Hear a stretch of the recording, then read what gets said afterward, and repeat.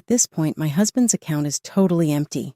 Help yourself and be thankful for what little is left. Though they didn't express it directly, my brother and mom had the same sentiments. My brother was right about everything, and when Sale fell into our trap, the whole family erupted in laughter. I'm Stephanie. My brother Edward died last year. His last moments were spent calmly in his slumber, one early morning after 6 months in the hospital. He was just 35. My family has 3 of us, my younger brother Henry, me, and Edward. We are separated by 2 years. Henry and I are still unmarried, whereas Edward is married. I didn't like Lisa when Edward introduced her to me. Since I only had brothers, I was initially thrilled about the prospect of having a girl, but I had a negative first impression of her. Nice to meet you, Lisa remarked, grinning and looking adorable as she sat down next to Edward in the living room where the entire family had gathered. She was employed in the clothing sector and 5 years Edward's senior. It seems that their common friends introduced them. To be honest, I thought Edward's captivated expression was a little excessive, but because it was his first girlfriend, I thought it made sense. Lisa inquired, "Is this house a rental?" While I was laughing at Edward, I believed I had misheard her. Was that all she asked? Was this a rental house? She asked that question, but why? Mom chuckled and said, "Our late dad built this house," as I was thinking about it. Not rented, but owned. Why are you asking? I had not misheard then. An unexplainable sensation of unease started to permeate through me. That's excellent. I was aware of your father's passing, but you're a single mother, correct? I wanted to know whether you were in need. I became enraged. While it's true that single mothers sometimes create the impression of having financial difficulties, Mom's hard work plus the sizable bequest Dad left behind prevented our family from experiencing financial hardship. Dad died of disease while he was in his 40s. Henry was only in 6th grade, I was in 8th, and Edward was in 10th. Dad must have felt a great deal of pain leaving Mom and his school-age kids behind, but he left us enough money for this house and our education. I felt as though his motives were being compromised, and my concern for her increased immediately. Stay calm about such things. Mom leads a department at her work, and Dad left us a wealth via insurance. We are all financially secure because we are all working siblings. Edward, are you not able to realize that she is illogical? Is it not bothering you? It's been said that love is blind, but this is not it. But you know, once we're married, I become part of your family. All right. I'm in serious trouble if my husband's family is impoverished. She responded, I don't want that. Whoa, marriage is already on her mind?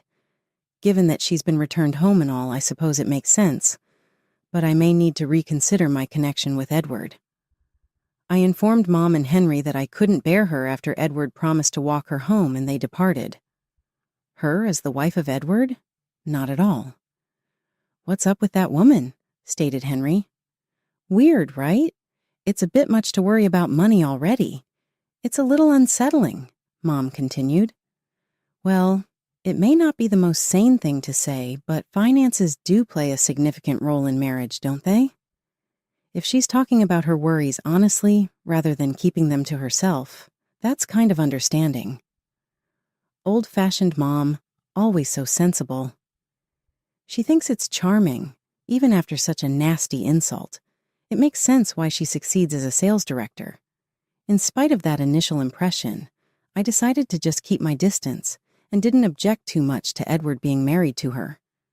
They tied the knot a year after Edward brought Lisa home. I didn't see her again until Christmas and summer holidays. Lisa and I didn't communicate much personally, and I was able to go about my days without experiencing any special difficulty. Henry reached out to me one day for guidance. Henry hadn't moved out yet, but he had gotten a job that required him to commute from home, and I had moved out when I started working and was living alone.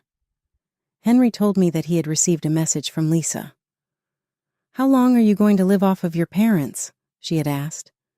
"You ought to move out since you're an adult and live by yourself." Though I knew it was self-serving, I was relieved when Henry announced he would be working from home. Mom had assured us that there was nothing to worry about. But why would Lisa tell Henry that kind of thing? Henry staying at home shouldn't be a problem because she and Edward had their own house. "Don't worry about it," I said to him. "You stayed. Therefore I was free to move out. I'm appreciative of it." Henry then revealed a suspicion. "Lisa has been coming over to our place a lot lately. She chats with Mom most of the time. She arrives by herself, eats the supper that Mom prepared, packs Edward's share into a container, and departs." "Is it really true? I heard her chatting to Mom in the living room the other day after I got out of the shower." "If I move out, it will be lonely for you to live here by yourself," she said. "What if we live here?" Perhaps she's after this house. I was in disbelief at what was occurring. The last time I talked to Mom on the phone, she made no mention of Lisa. Perhaps she wanted to spare me the trouble. I have a nasty feeling about this. I hung up and gave Edward a call right away. I wanted to talk to him about something, so I asked him to meet. Edward seemed to have some issues of his own, and agreed to meet immediately when I stated that I wanted to chat about Lisa. I went to the pub Edward had suggested after work. He was sipping on a drink already. It appeared like Edward, who I hadn't seen since Christmas, had shed some pounds.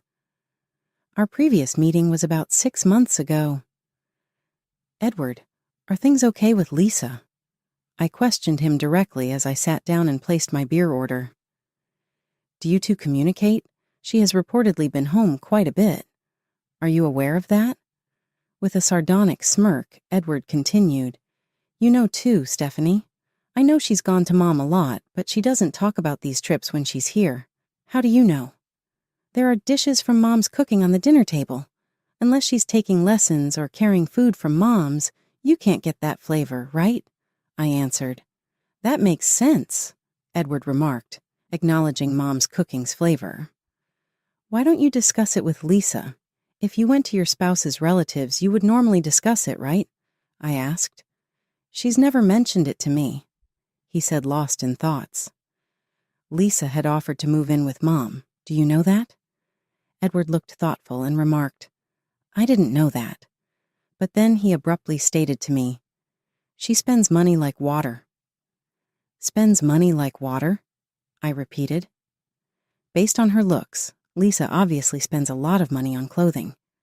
She barely comes to see me twice a year, but when she does, her clothing, bags, shoes, and accessories are always high-end brands. I didn't believe they could afford such luxury because, as far as I know, Edward is an average salaryman and Lisa is a housewife. Given that they are childless, I figured they were saving money somewhere else. Edward admitted, "I'm thinking about divorcing her. She obtained $50,000 in loans from different credit bureaus and consumer finance organizations using my name without notifying me. When collection letters began showing up at the house, that's when I discovered it. But that's not all. She's also been taking money out of our savings. Our balance is nil. It's absurd." With sorrowful eyes, Edward chuckled. But I didn't think it was amusing at all. Lisa is in fact irrational and unreliable. My first assessment was accurate. Perhaps I ought to have objected to their marriage with greater vigor, but I was speechless when I saw Edward in such anguish. Edward says Lisa most likely wanted to move in with Mom in order to save money on rent so she could use it for herself. The whole amount they are presently paying in rent would be saved if they owned the family home. In addition, Lisa would have even more spare cash if she could get Mom to pay for food and utilities. Lisa was apparently incapable of doing any chores. Hold on, isn't she a housewife? Lisa was a parasite on Edward's pay, not managing the house or working. We drank a little something that day and ended the evening.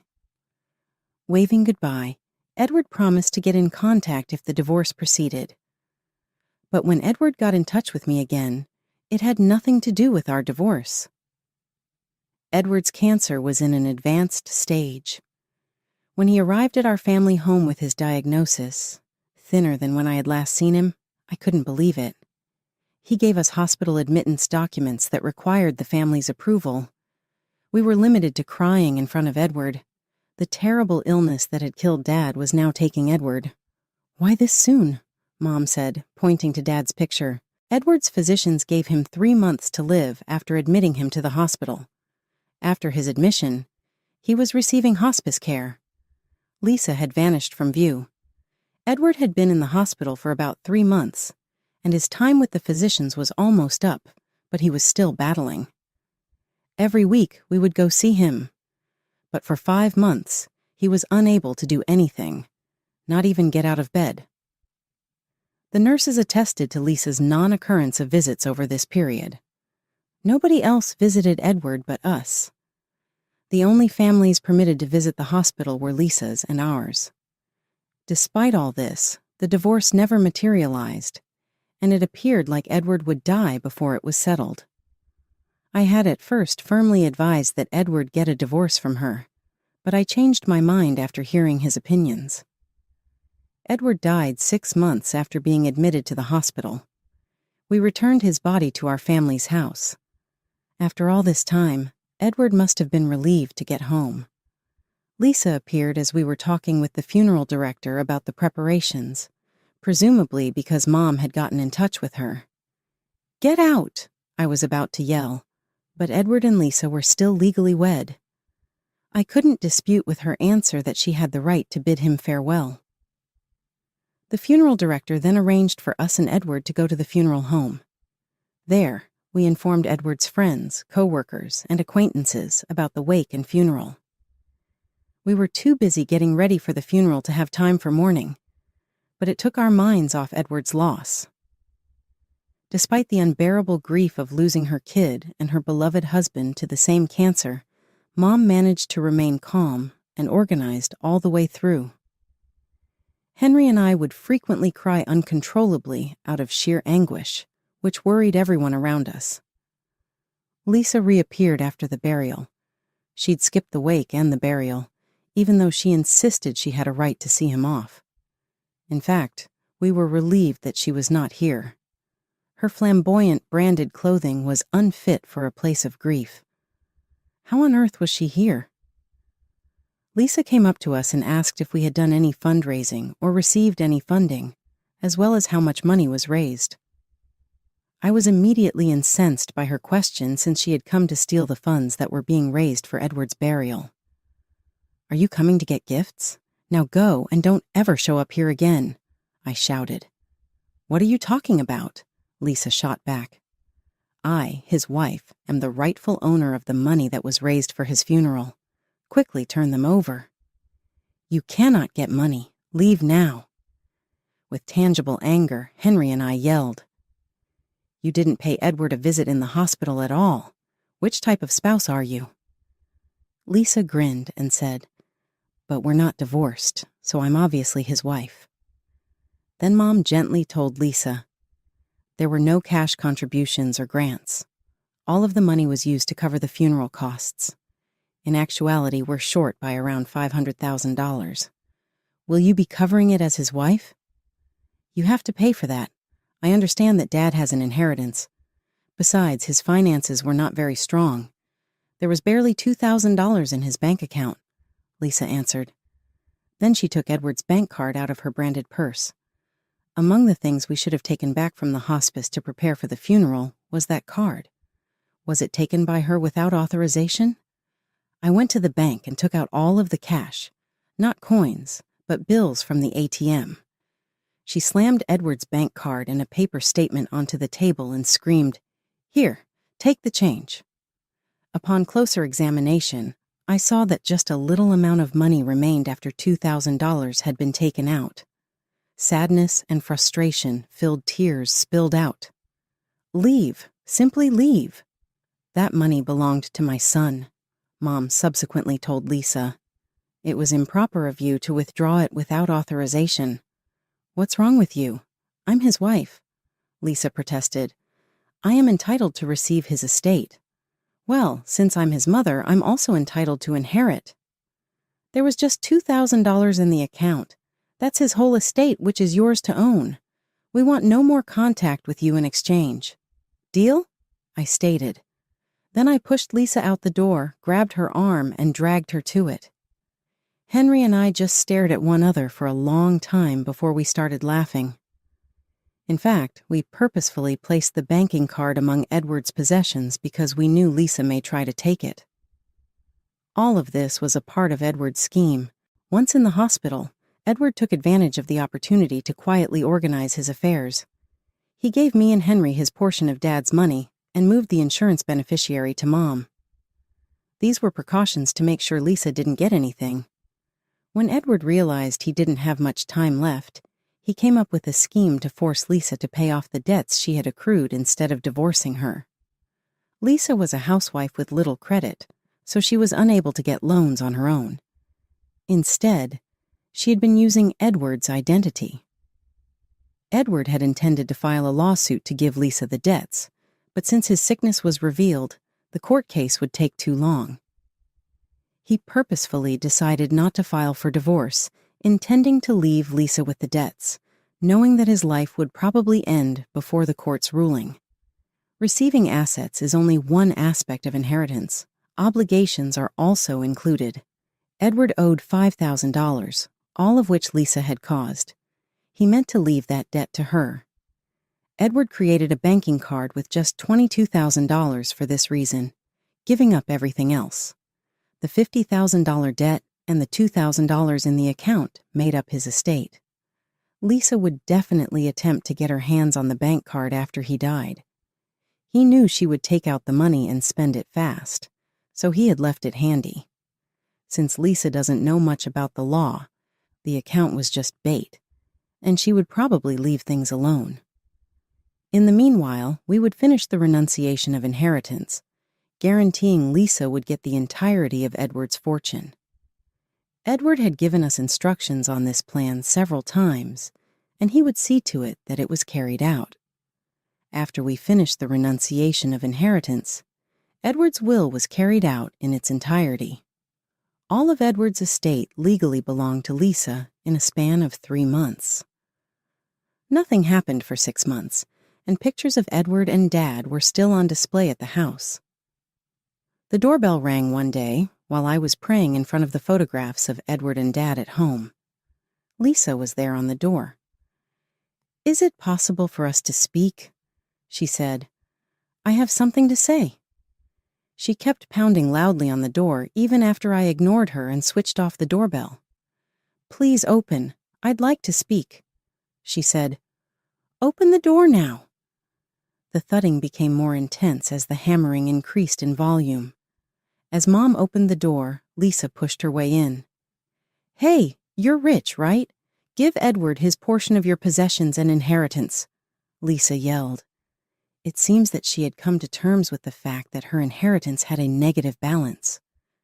A negative inheritance is unheard of. You depleted Edward's savings. Only $2,000 was left, my mother said coldly. "Lies," she cried out. "Give me this house, then. Edward should get Dad's estate because he was the oldest son. I should inherit this house because I am his wife. My name is on this house. It's something my husband gave me. You have no right to it because the kids were still in school at the time," my mother said. "Why was the oldest son left with nothing? You folks are insane. Give me whatever Edward was meant to inherit, please." "I've stated it a number of times. Nothing remains. Please go right away." At this point, my mom was begging her to leave just to get rid of shouting. "No, I own this house. I refuse to depart," she urged. Lisa then began tossing objects into the foyer. Mom and I dashed outdoors, drawing the attention of a neighbor who must have heard the ruckus. He was urged to contact the police. Before long, a patrol car with sirens screaming pulled up. 2 stout police officers got out. We described the situation to the authorities, and they soon came out with a screaming and yelling Lisa. When she spotted us, her outburst got stronger, but the cops shoved her into the patrol car and took her away.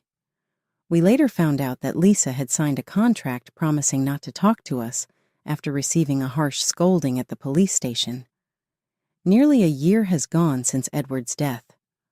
I like to imagine that just like Dad always wanted, he and Edward are now sipping drinks together in peace. I can't help but smile when I look up at the brilliant sky and think about my dad and Edward. In the middle of these contemplations, I'm facing a new sort of difficulty. I'm Julia, and I'm 25 years old. 6 months ago, my 25-year-old spouse Leo and I got married. While our new house is being built, we are temporarily residing with my in-laws. Since we first started dating, our relationship has been good, and my in-laws are fair and friendly. After our marriage, there was no sudden shift in their perspective. Instead, we all got along well. But there's a problem with my sister-in-law, Veronica. Since our initial meeting, Veronica, who is a year younger than Leo, has not liked me. She used to criticize my looks and sense of style quite a bit. Even though Veronica and her partner are now living together, things aren't working out, and she regularly goes back home. When Veronica is here, she manages me with different tasks and treats me nearly like a servant. My in-laws and hubby have chastised her, but Veronica hasn't behaved any differently. One day, she announced her presence from the entryway, and we heard it while I was enjoying a coffee break. Veronica insisted on something sweet when I got up to make her coffee. I gave her some cookies, but she turned them down, citing poor quality.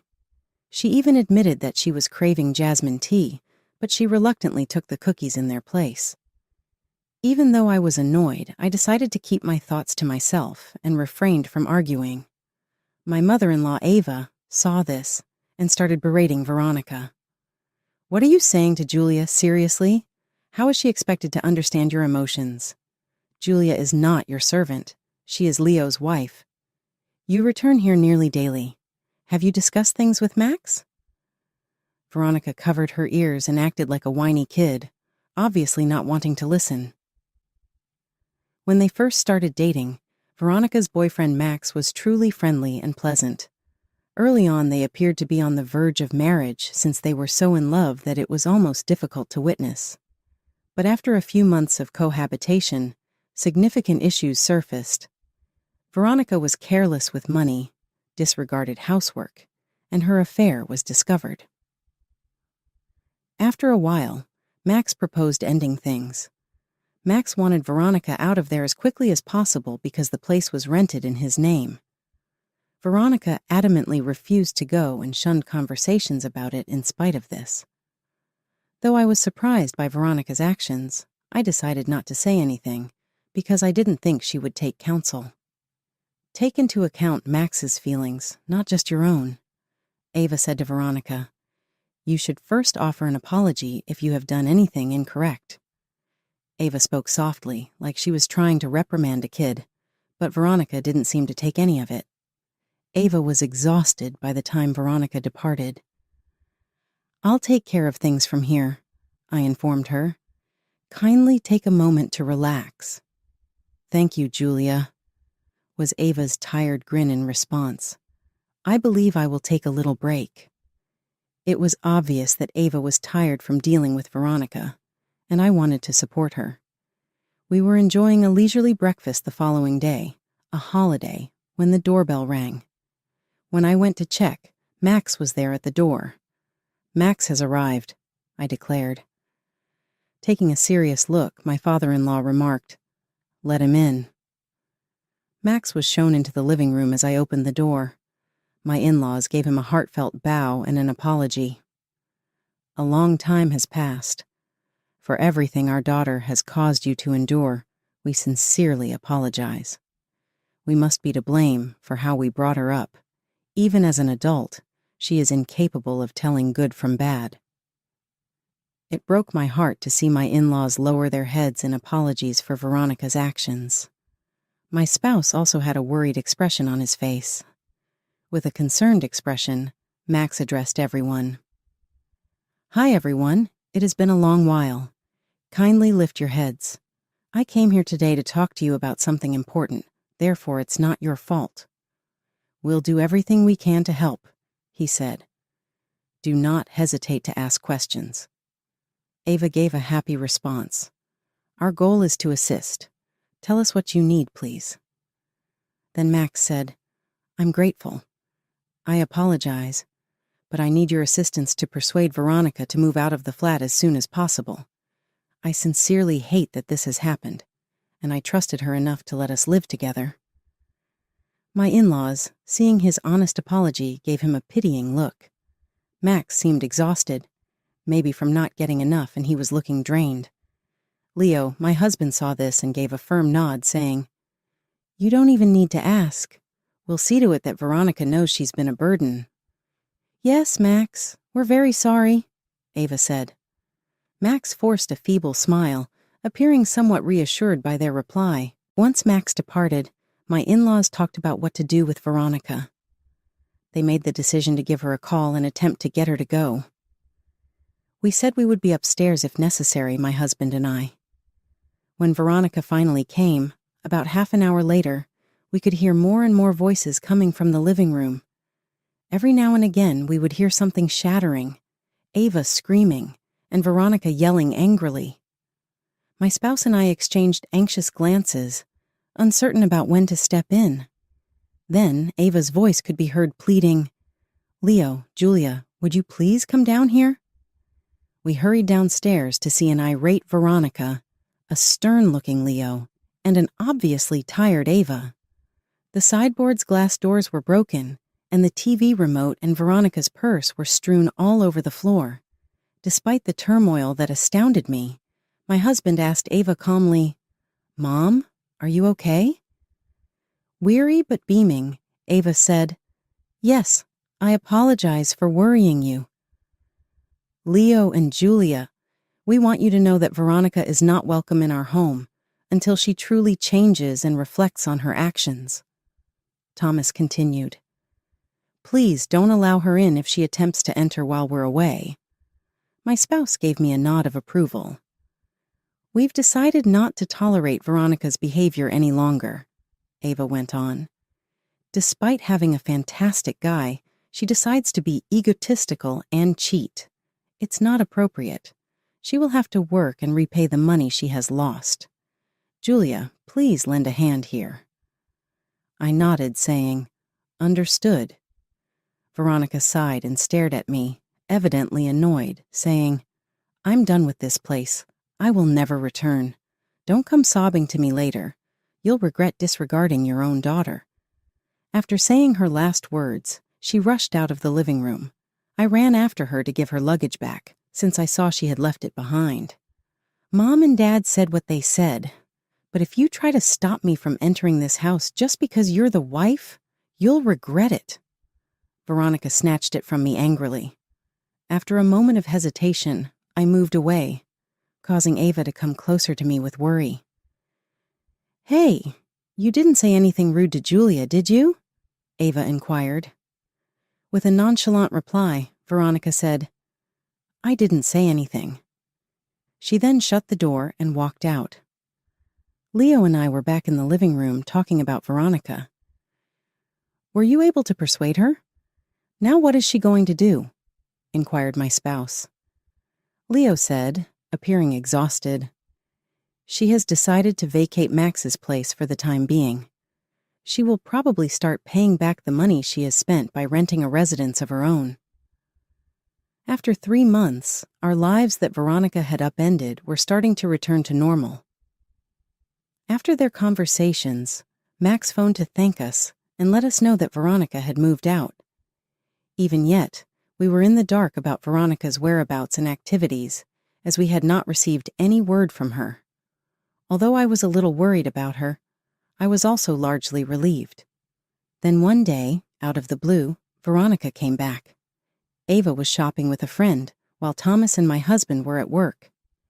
I looked at the monitor and saw Veronica standing there as the doorbell rang. She let herself in and opened the door before I could say anything. The location appears entirely different now that I'm not there. Has the majority of the furnishings been disposed of or something? I see you're here. How could you have ignored my doorbell ringing? My brother and Dad. Are they at work? Mom, where are you? She began shouting. Veronica burst in with a ton of stuff, including a duffel bag and a huge suitcase. I replied that Ava had gone shopping with a friend, feeling terrible. Veronica added, "Please wash these by tomorrow," as she nonchalantly opened her duffel bag and dropped a mountain of laundry at my feet. "If you don't get this done soon, I'll run out of clothes." What? I was stunned as I looked at her, and Veronica, who was obviously furious, went on her rant. "What are you saying? What? You talk back? How dare you? You're only a spouse. I am this house's daughter." I attempted to stop her, but she would not stop yelling. "Oh, and I'm dehydrated. I'll be clear about what I want since leaving things up to you never ends well. I'm craving a cafe au lait and a scone loaded with chocolate chips right now. Go get some if we don't already have some at home. I'll give it 5 minutes or so.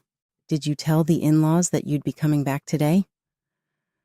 I felt the need to explain, as if the recent encounter hadn't occurred. With a casual response, Veronica said, "No, I didn't.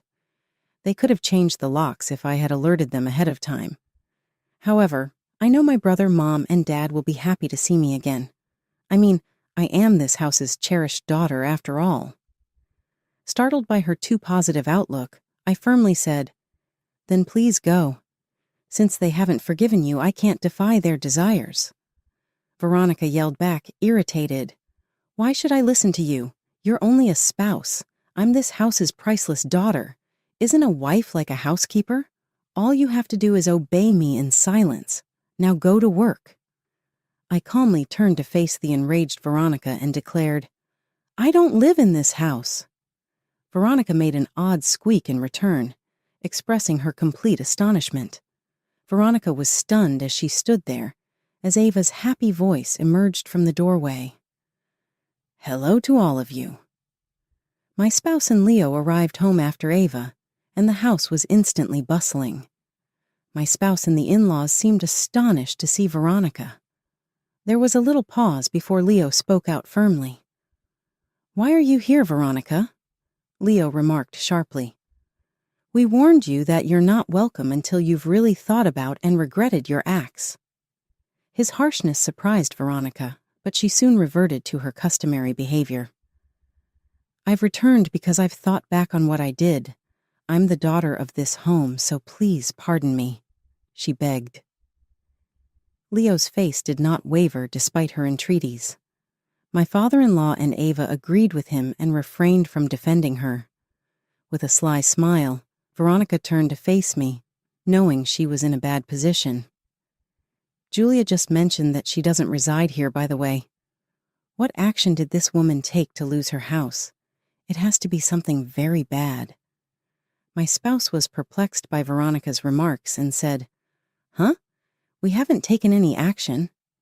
Confused, Veronica inquired, "What do you mean? My sibling was also expelled.